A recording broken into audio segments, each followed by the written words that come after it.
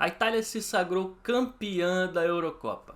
Venceu aquele que tinha o melhor time, a melhor equipe, e não os melhores indivíduos, os melhores jogadores. Hoje a gente vai fazer uma análise aqui de como foi jogada a final da Eurocopa entre Itália e Inglaterra.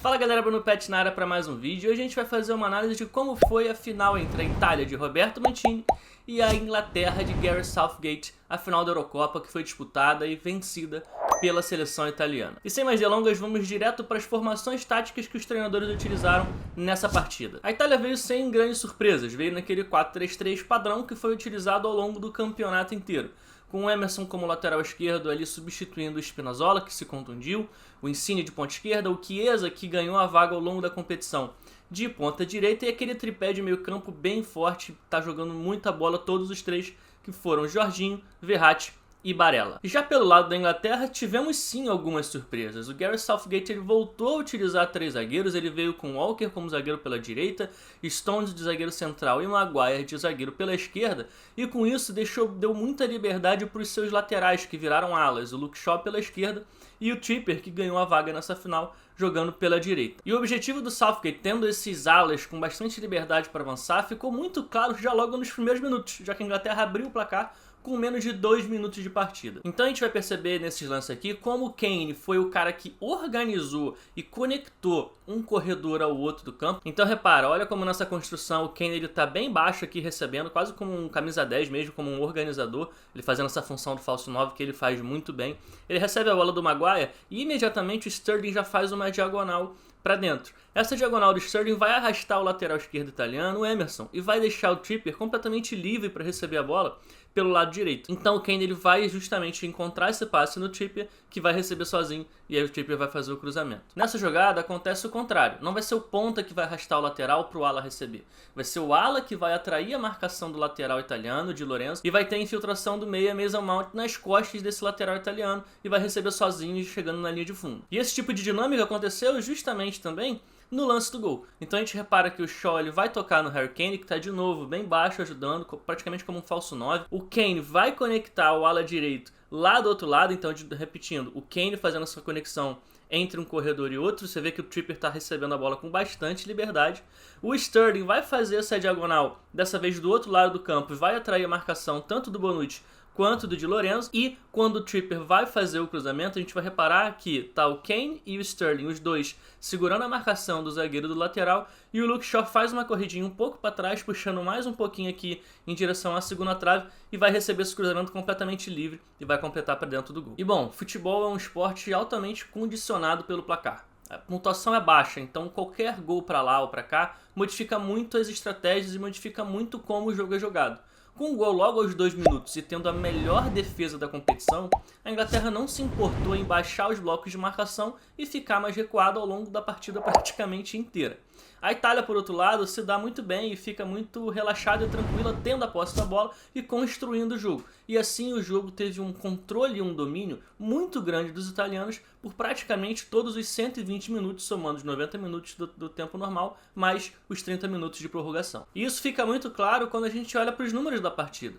A gente vai perceber que a Itália teve muito mais posse de bola que a Inglaterra, teve 62% de posse contra 38% da Inglaterra, criou mais do que o dobro das chances de gol, fez muito mais finalizações, mais do que o dobro das finalizações também, e teve o XG, né, o Expected Goals, que são os gols esperados, é um algoritmo que calcula os gols esperados de uma equipe numa partida. Teve o Expected Goals muito mais alto do que a Inglaterra, foi uma diferença de 2,3 para a Itália contra 0,58 apenas da Inglaterra. Mas o importante aqui é a gente ressaltar o seguinte: não é só porque a Inglaterra baixou o bloco de marcação e a Itália se sente confortável tendo a bola que o jogo foi altamente controlado pelos italianos. Tem também um ponto importante que determinou muito isso, que foi a boa transição defensiva que a Itália teve ao longo da partida. Ou seja, a Itália tinha a bola, estava sempre preparada para, se perder essa bola, recuperar a posse de bola imediatamente ou atrapalhar os ingleses e conseguir recuperar a posse muito rápido. Então a Itália não permitiu que a Inglaterra tivesse contra-ataque ou conseguisse sair jogando com facilidade. Isso ajudou muito para que a posse, as chances de gol e o próprio time italiano fosse bem melhor do que o time inglês nessa final da Euro. E além desses aspectos coletivos, a gente teve noites muito boas de alguns jogadores italianos que ao longo da competição inteira jogaram muito bem e na final mantiveram esse nível de atuação, que foram, por exemplo, Jorginho e Verratti mandando e dominando o meio-campo, conseguindo sair das pressões inglesas quando eles subiam pressão, trocando passos, Jorginho manipulando muitos espaços no meio-campo, assim, com muita inteligência. O Verratti também foi muito importante nessas transições defensivas, nessas pressões, na pressão pós-perda para poder recuperar a posse da bola e também com as trocas de passe, ele conseguiu encontrar muitos passos muito bons. E, inclusive, se a gente for para as estatísticas da partida, a gente vai perceber que Verratti e Jorginho foram dois dos jogadores que mais trocaram passes nesse jogo, ficando respectivamente em segundo e quarto colocados na partida nesse aspecto. Foram os dois jogadores que menos tiveram perda de posse de bola pela seleção italiana, o que, assim, é muito interessante porque eles são dois jogadores que participam muito do jogo e mesmo assim eles quase não perderam a posse da bola. E uma última estatística que mostra que realmente essa pressão pós-perda, essa transição e o momento defensivo da Itália foi muito bom, tendo tanto Jorginho como Verratti os dois principais caras que fizeram desarmes ao longo da partida. O Jorginho terminou o jogo com 11 desarmes, incríveis 11 desarmes, e o Verratti terminou com 7 desarmes. E tem mais um cara que eu achei que também fez uma excelente partida que eu queria citar aqui, que é o Bonucci, zagueiro italiano, que como a Inglaterra não subia tanta pressão assim nos zagueiros italianos, no Chiellini e no Bonucci, eles tiveram alguma liberdade para sair jogando, ou seja, para construir, para encontrar passes, para fazer lançamentos. E o Bonucci sempre foi muito bom nisso, mas nesse jogo ele foi incrivelmente bom, ele fez vários bons lançamentos, encontrou muitos bons passes verticais e ele foi inclusive o jogador que mais trocou passes nessa partida, foram 132 passes trocados e muitos desses passes não eram apenas passes para os lados, eram passes de ruptura, passes verticais, lançamentos longos, tentando fazer com que a Itália atacasse e progredisse no campo. Bom, só que mesmo com esse domínio, a Inglaterra, como eu falei, é um time que se defende muito bem e estava conseguindo negar bem os espaços para a seleção italiana.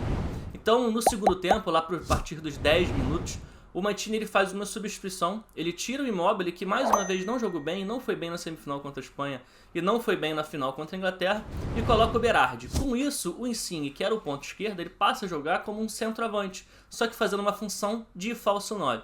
E isso fez com que o Insigne arrastasse muito a marcação de um dos zagueiros da Inglaterra, que foi o John Stones. Então repara aqui, o Insigne ele sai da referência, arrasta a marcação do zagueiro central inglês, do John Stones, e abre um buraco entre os outros dois zagueiros, o Maguire da esquerda e o Kyle Walker da direita. E o Berardi vai fazer essa diagonal justamente para tentar receber um passe para aproveitar esse buraco. Acaba que a bola não entra, a bola vai no Insigne, mas a gente vai ver que no momento que a bola vai entrar no Insigne, o John Stones ele percebe o buraco e vai voltar para a linha de marcação. Então o Insigne, que ele fez essa movimentação entre as duas linhas de defesa da Inglaterra, ele vai acabar recebendo sozinho, com liberdade para girar. Nesse outro lance, de novo, o Insigne ele vai sair da referência, vai trazer com ele John Stones e vai abrir um buraco ali na linha de defesa da Inglaterra. E então a Itália começou a criar algumas chances a mais a partir desse momento que faz essa modificação tática. Só que o Southgate ele reparou isso lá para os 20, 25 minutos do segundo tempo e faz duas substituições que modificam completamente o sistema de defensivo da Inglaterra. Ele tira o Trippier e o Declan Rice e coloca o Saka e coloca também o Henderson. A partir daí ele desfaz a linha de 5 e ao invés de marcar num 5-2-3, ele passa a marcar num 4-1-4-1, sendo Calvin Phillips o volante que fica entre as duas linhas de defesa inglesa. E o objetivo do Calvin Phillips era justamente impedir e tirar o espaço do Insigne nesse entrelinhas. Então, ao invés de um zagueiro ter que descolar da linha de defesa para perseguir o Insigne, se o Insigne viesse baixar fazendo essa função, esse papel do falso 9, quem iria marcar ele, quem iria ficar próximo dele, seria o Calvin Phillips, que estaria protegendo justamente esse espaço entre as duas linhas. Bom, mas mesmo com esse domínio italiano e com a Itália tendo melhorado no segundo tempo, conseguido criar mais chances depois dessas modificações táticas, o jogo foi se arrastando, a Itália conseguiu apenas empatar com a Inglaterra num lance de escanteio, teve também todos os 30 minutos de prorrogação, onde nada de muito importante aconteceu, e o jogo se encaminhou então para os pênaltis. E nos pênaltis a gente teve um goleiro que brilhou assim demais, que foi o Donnarumma, pegou 2 pênaltis. Ainda teve um outro pênalti da Inglaterra que foi na trave, que foi o do Rashford. Mas assim, para quem não sabe, o Donnarumma ele tem apenas 22 anos. A gente já escuta o nome do Donnarumma sendo falado no futebol europeu há pelo menos uns 4 ou 5 anos em que ele atua em alto nível jogando pelo Milan. Então quem não acompanha o campeonato italiano acaba não sabendo muito e não entendendo muito quem é o Donnarumma. Mas esse cara ele conseguiu ser titular do Milan com 18, 19 anos e tá aí numa crescente gigantesca e já é hoje um dos principais goleiros do mundo, na minha opinião, tendo apenas 22 anos e já tendo mais de não sei quantos jogos em alto nível, jogando tanto pelo campeonato italiano quanto pela Europa League, alguns jogos também de Champions League, enfim. É um baita de um goleiro. O PSG, que está contratando o Donnarumma, ganhou uma baita de uma contratação aí para a próxima temporada. E teve também a escolha meio contestável até do Southgate, que escolheu 3 jogadores que entraram no segundo tempo, entraram na prorrogação, para poder bater os pênaltis. Foram eles o Saka, o Sancho e o Rashford. O Saka, que tem apenas 19 anos e cobrou o seu primeiro pênalti na carreira profissional. Então assim, muito provavelmente, eles foram muito bem nos treinamentos e o Southgate, treinador inglês, escolheu por colocar eles para bater essas disputas de pênalti. Mas ainda assim, bater pênalti no treinamento é muito diferente de bater pênalti no jogo valendo, principalmente numa final de campeonato. No final das contas, vence então a melhor equipe, o melhor conjunto. A Itália é um melhor conjunto do que a Inglaterra. É um time muito mais coordenado, é um time muito mais sincronizado, com muito mais dinâmicas, tanto ofensivas quanto defensivas. Enfim, a Itália é uma equipe melhor do que a Inglaterra e se sagrou a campeã da Eurocopa de 2020.